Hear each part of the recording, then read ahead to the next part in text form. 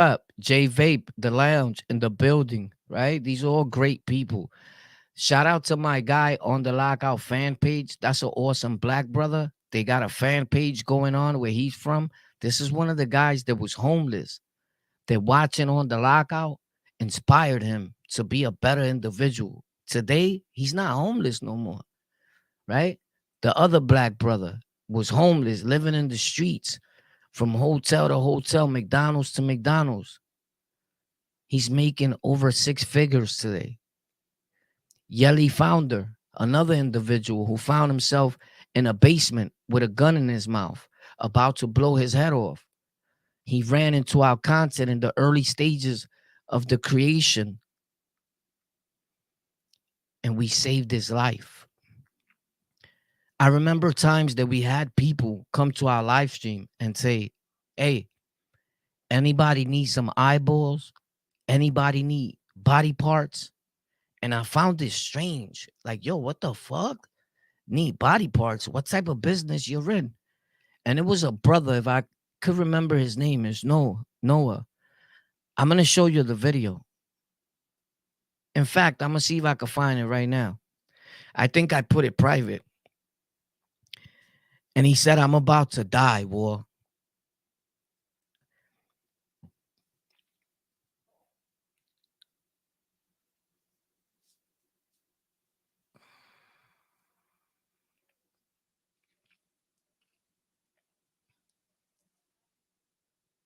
He said, on the lockout has helped me through all these stages I've been going through. But I only have a few days to live. And I want you to be in charge of my body parts. As weird as it may sound then, because we was joking around and being clowns on the internet. And he said, but try to find people that could put use to my body parts, because I want to donate my body parts. And I know that you'll find good people that could utilize them. And he thanked us on how much we helped him through his suffering. My words can't explain to you how sad that is. And a lot of times,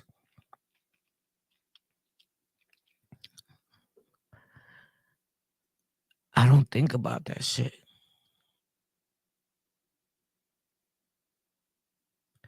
It's only when you really like settle down and chill.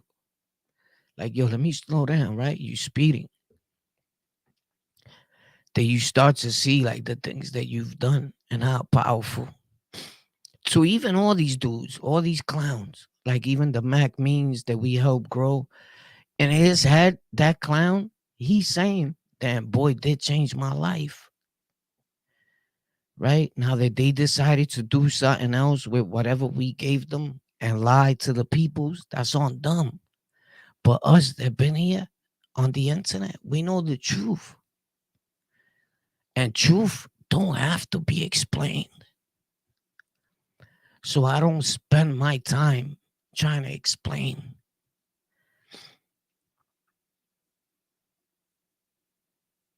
History, real history.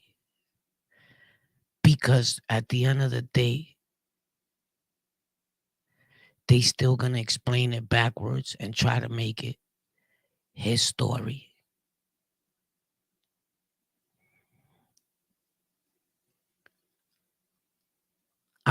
The list goes on of the people that we've helped. And if you pay attention, the people that have come up here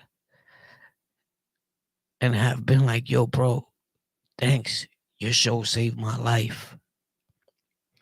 And this is watching from way back the beginning where we had the Cindy's call in saying, look, my son is on drugs. I don't know what to do. I'm giving him money for a brick a day. It sounds like a lot. So jokingly, I'm like, I'm flattered that you called me. But the lady was asking, what should I do with my son? People in the comment section was like, yo, throw that motherfucker out. Yo, throw him to the street. But me, having been in that situation before, I said, don't throw him out. He's your son. But I'm going to keep it real that if you keep feeding him and paying, because in Jersey, they call a brick like $250, like a brick, like a few bundles, right? A sleeve, what we call in New York, 10 bundles a sleeve, right? So a brick to them is probably like 5 bundles, and it costs two something. It's way cheaper than in New York, right? Because you already know what you're getting. So we helped her get him into a program and deal with him, and hopefully they're all right. To people hitting me up like, yo, I'm in this drug program. I've been here 7 months. Thanks, bro. To people hitting us up, yo, because of you guys, I'm clean for a year. Yo, shout out to On the Lockout. And those are people that took the show and things that we've done for motivation and inspiration. That if we could do it, anybody could do it, right? For the people that like to talk shit and be like, yo, Ward used to sniff dope. He was a dope fiend. No, no, no, no, no. You got it wrong. I was a dope fiend. I was a crackhead. I was a cokehead. I shot up heroin before something I said I'll never do. I was a dust head. I was a pothead. I was everything. But you leave out the part that people glorify and that makes people look like a fake gangster. You also leave out that still, while that time, I was a stick-up kid. I was a gang member. I was a pimp. I was the dude you was hiding your jewelry from when I came around the corner on my mother. Whoever knows, knows. I never lie. There's no benefit in lying. On the internet, all these dudes that know me say, you even heard the clown of Mac say, one thing that war always teaches people is never lie to the peoples and stay away from the females on the internet. And I've always kept that word with myself. And that's how I made it this long. Do you know I never even got a strike on none of my channels, on not one of my channels? And I got a lot of YouTube platforms. I've never got a strike. How you think that I know that these dudes be lying? Yo, I got a strike. Niggas is reporting me. You're lying. Because I've done way worse shit than you, and I've never got a strike. So some of us want to sound real important, but you haven't done anything really that can make you feel that within. You never really worked on change. And this is not a save your life platform. This is not a drug program, YouTube. This is whatever content works for you, whatever you want to do, right? If you want to be a bad actor, like Susan at YouTube calls it, then you're a bad actor. If you want to be a good actor, then you got that opportunity. We have a golden opportunity to do something with our lives right here on these platforms. And our people minimize it and make it look like, bro, shut the fuck up. You're a YouTuber. Like if it's bad, the same thing with working at UPS. In the hood, people used to look at it like it was even in songs. Nigga, please, you work for UPS. Do you know how much UPS drivers make? Go look at the dude that made the TikTok about how much money he earned on UPS. He went viral. We minimize things that are so great for ourselves as the people. And then we cry about the white boys that are making 40 million plus every 30 days on YouTube revenue. And that blacks and Hispanics don't get the same treatment or the same amount of money. That's because your target audience is just your people. And they're the people that are saying, you're a YouTuber. You know what they call it? You're an influencer. You're an entrepreneur. You're a smart guy. You're a genius. When the talk is different, the act is going to be different. And as a human being, you're going to feel different. So you're always gonna do different when you don't know no better.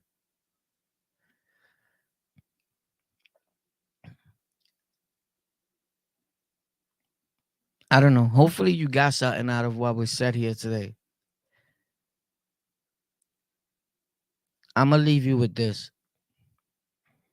I go outside to the streets of New York on a daily basis, to the gutter, the slums. If you didn't know, you do know that whether it's $5, whether it's $10, just so you don't be in my pocket, you do know that I generate an income off of everything that I do on the internet, right? Like, even if I open a channel today with 2 subscribers, right? Which I've opened channels not even a month ago, getting hundreds of likes, hundreds of subs. Go check them out. The link's in the description to my last live. Not this one. I didn't put none today, but I'm going to after this. I'm going to put the links to that microphone. These microphones, you plug them in to your regular phone. Pop, these are for your phones or for whatever. And if you got an iPhone, you buy the other little adapter piece that goes to this and then to your iPhone. You can still use it. So I'll put links to the adapter that you're going to need for your iPhone also in the description. You got to give me a few minutes to find it, but the links will be there within the next half an hour once I get off. You could come back and they'll be there. I promise you. And I'm going to make a full video on it on Tech for Rec. But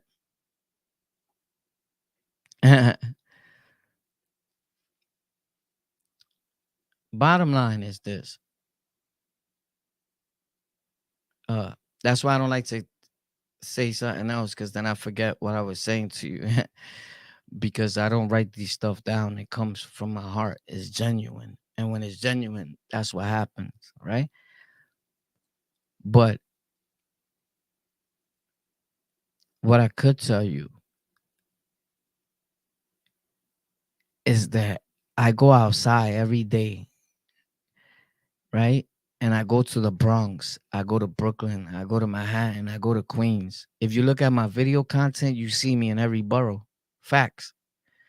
And I go to the gutter, I go to the slums to hang out with my friends, with people that I know, with gangbangers, with people that are still outside, supposedly, right? Gangsters. A lot of times, a lot of them tell me, yo, bro, I F with your show. I see what you're doing. I like that.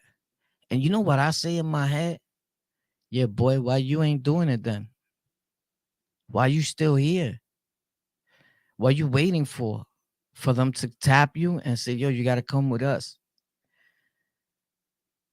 Like, I don't really get it, right? And then I look around and in certain spots there is, but in certain spots, I'm like, ain't no real money here.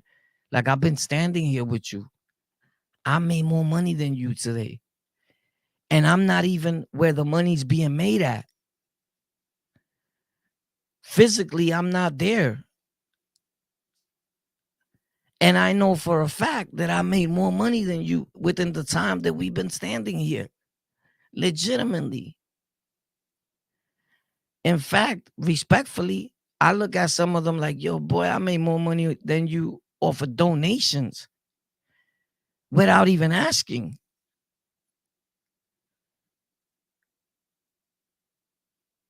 You understand? And these are the same people that when you talk to them about the internet, they'll be like, nah, I don't fuck with that. The cops are there. The cops are here too. You're not too bright. You got a better chance of going to jail here than on the internet. You're doing the right thing. You got nothing to worry about. But I'm looking at them like, bro, you're not bright at all. You're a grown man, almost 50 something years old. Some of them are 60 and 70. All right, cool. You're getting high. You have a problem. You have a disability, right? You're trying to work on your problem. If you're going to get high, even though we don't condone it, you could get high, go home and get on the internet and figure out ways to earn an income and get it. You know how I know? Because I was getting high, still generating an income on the internet. But you're standing out here high. You know, you putting yourself at super risk, even though we put ourselves at risk on the internet, right? Because there's always a hater. But just in case you think of this, right? And you think that you got two people that are subscribed to you, right? And that you can't earn an income because you need 1,000 subs and all that, you need to get monetized, you're thinking about the wrong strategy. If that happens, then great. But what you don't know is that what it does is it opens a window of opportunity for you to meet, talk, and get with other people across the planet that may love you. There's good people out there that are willing to help people they never met. And I experienced this firsthand. I thought everybody in the world was like us, that everybody was just a bad, fucked up individual, and that nobody wanted to see you do better.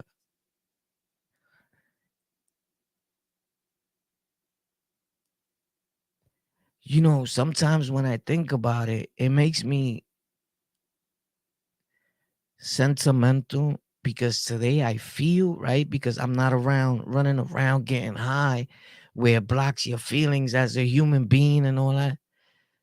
And I think about the people that some people till today have looked out and helped me per se as an individual without me asking, or even when I have asked, right?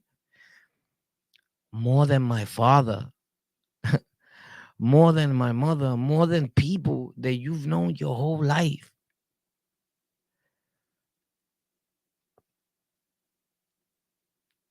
And I think, if anything, that sets a lot of things apart and other experiences apart from the other is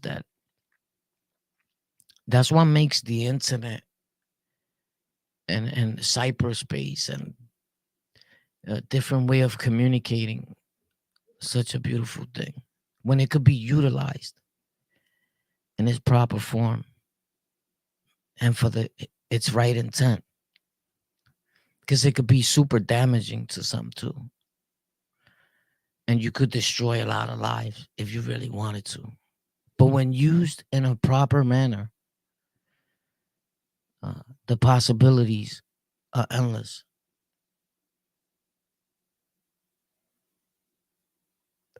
So if I was to not wake up tomorrow morning and just like die, like, yo, he didn't wake up, right? Because I smoke a lot of cigarettes. Because I always promised that drugs wasn't going to kill me, right? Especially when you know that making content saved me to an extent that, why I don't get high? The high feels great. I'll be lying to you, right? Nothing has ever helped me stop getting high and dipping and dabbing, enjoying myself, right? Because you get high, you smoke weed, it's a different drug. You're a drug addict. You smoke weed, you're a junkie, right? You go cop, you give your money to another man. Let's not, there's no big eyes and little U's. Anything that's a mood altering substance is a drug. Facts. Uh, Mushrooms is a drug. I know Joe Rogan, Mike Tyson, everybody's trying to make it sound real good. You know why? Because it's the drug that they use. So they trying to sell it to you like, nah, I'm not a junkie. These mushrooms make you a smarter guy. But guess what? Crackheads think that crack make them a smarter individual, that they could think better. They need their first blast in the morning. Let's not try to make one drug seem like it's good. Mushrooms are bad. Psychedelic drugs are bad. They're drugs, bro. It's a mood altering substance. Anything that takes you away from thinking as a human being, it is bad for you. Now that when you took it, you was thinking happy thoughts. The same thing happens if you do heroin and you think happy. And if you think mad, you're gonna be mad times two.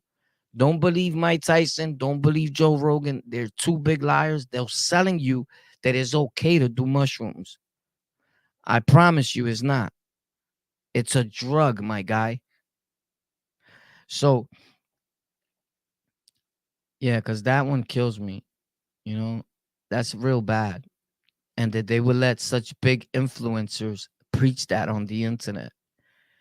Like, let's do mushrooms. They're good for society. Like, are you a fucking idiot? So, it's the same thing as Mike Tyson or whoever. I'm just saying them because they're the ones that do it a lot, promoting weed. 24/7. You want your son that's 12 years old, 13 years old, tuning into a podcast episode where the dude is saying, this is some good shit, bro. This, yo, bro, this helps you think so good, man, bro. I wish I knew about this 30 years ago. This has helped me with my sickness, with everything, bro. This stops the pain. This is because he believes that it's okay because he has a medical for it. Here's the thing. I don't smoke weed. I have a medical for my weed use if I want to use weed. Here's the thing. The doctor never even asked me one question. I have a medical for weed. You know why I got the medical for? So I could carry weed. So when I sell the weed, this is on my mother to drop dead. That's how easy it was for me to get a medical marijuana carry around license. I just asked my doctor for it.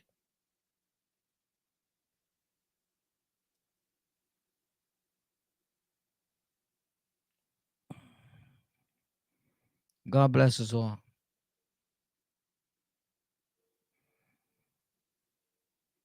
The media sets the tone for what's going to happen in the world. So when you make content,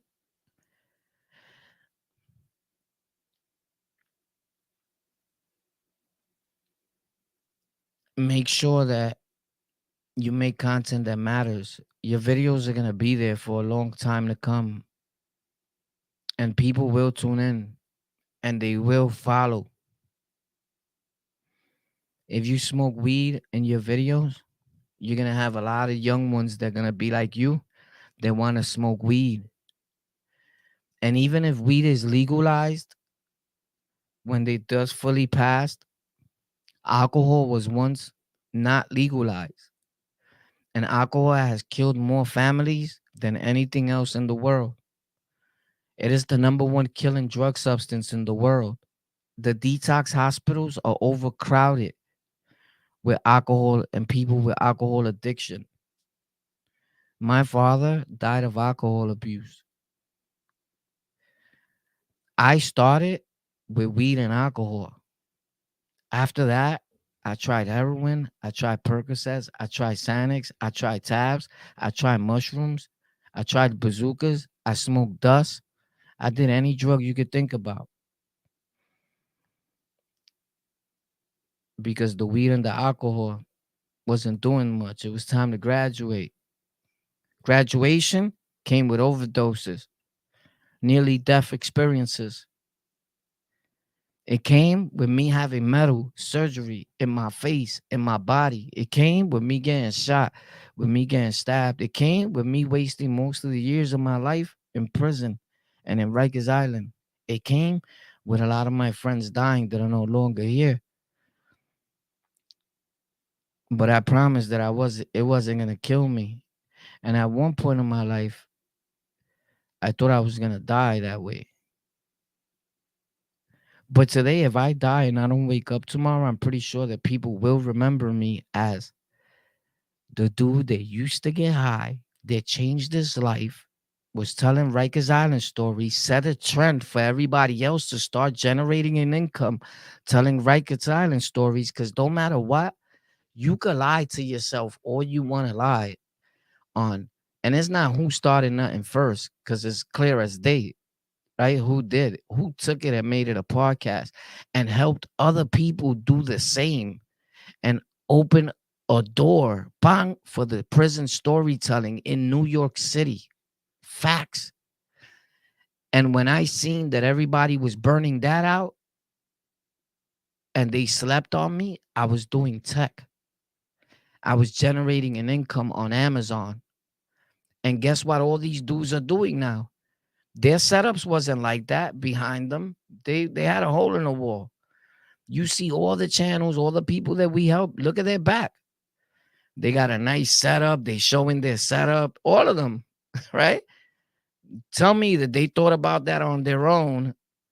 You watch us, you're gonna do what we do. It's the same thing as your kids.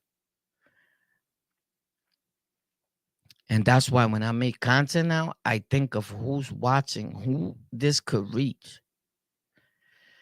So if I die and don't wake up tomorrow, I think I'll be remembered as the dude that's after that was smart and built his own computers. The tech dude. Son was a smart dude for a street nigga. And I'm okay with that. That's what I always wanted. To save lives, we did that. To do something where people will always remember me for it, we did that. And it's been an awesome experience. So yeah, thank you guys. I love you. And I'll be lying if I say that it didn't mean the world to me. I'm grateful. Thank you for tuning in to our show on the Lockout.